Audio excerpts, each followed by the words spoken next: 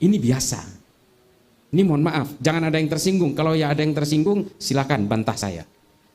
Orang-orang yang mengeroyok Ade Armando ini fix neo Khawarij. Ini Khawarij. Dulu Abdurrahman bin Muljam bilang menebas lehernya Sayyidina Ali, ya, menebas leher Sayyidina Ali sampai Abdurrahman bin Muljam dibakar hidup-hidup, dia tidak merasa bersalah. Dibakar hidup-hidup sampai dia mati tidak merasa bersalah karena dia merasa membunuh Sayyidina Ali itu dilakukan atas nama agama.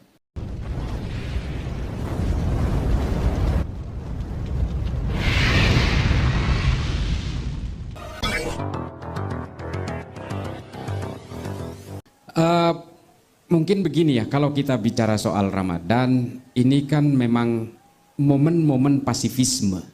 Momen-momen di mana kita itu diminta untuk betul-betul down to earth. Kita diminta untuk take a bow. Kita itu diminta untuk supaya tidak meninggi dibanding dengan ketinggian orang lain.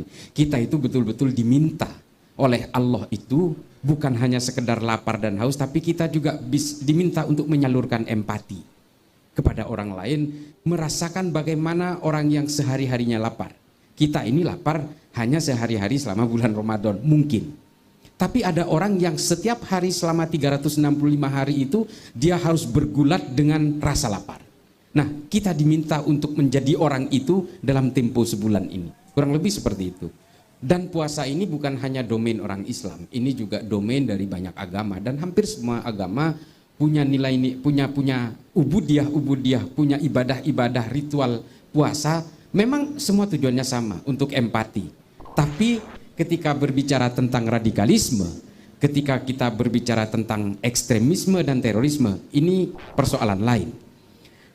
Artinya permintaan Tuhan kepada kita supaya kita betul-betul down to earth, supaya kita betul-betul menjadi orang yang lita'arofu, kita diminta oleh Allah untuk menghargai perbedaan dan sebagainya.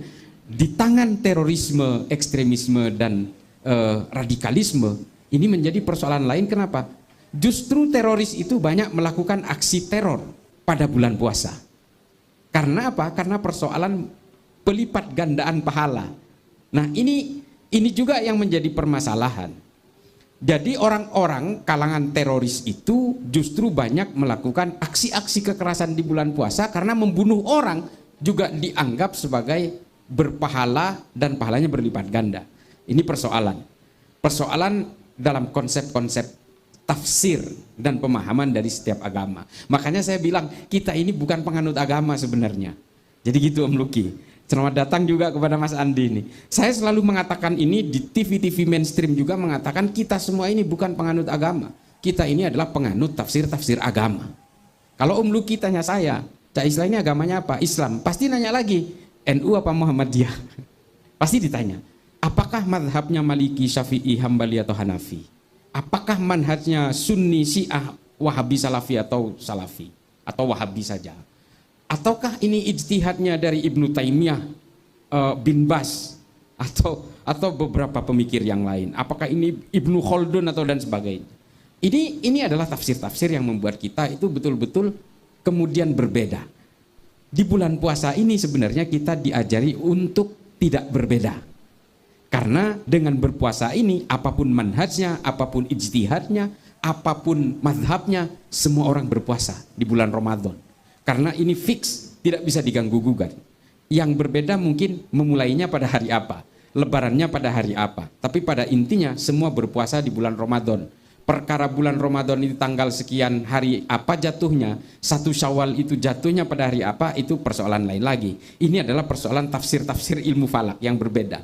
Tapi pada intinya adalah substansinya kita diminta untuk berpuasa supaya kita menyalurkan empati, menyalurkan simpati kepada orang-orang yang kelaparan itu tadi. Saya tidak akan begitu banyak ini ya, tidak akan begitu banyak nanti kita akan berikan ketika diskusi. Tapi kalau kita berbicara mungkin hal yang terakhir adalah satu persoalan yang sedang paling hot hari ini ya dalam beberapa hari terakhir adalah tentang pengeroyokan Ade Armando.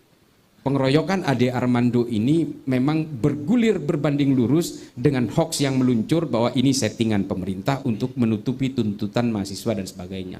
Ini perilaku Khawarij, Pak. Khawarij itu setiap melakukan aksi meskipun membunuh Sayyidina Ali dan membunuh orang-orang suci lainnya, selalu setelah itu dia menggulirkan fitnah. Ini biasa. Ini mohon maaf, jangan ada yang tersinggung. Kalau ya ada yang tersinggung, silakan bantah saya. Orang-orang yang mengeroyok Ade Armando ini fix neo Khawarij. Saya selalu mengatakan ini. Tadi saya di iNews saya mengatakan itu.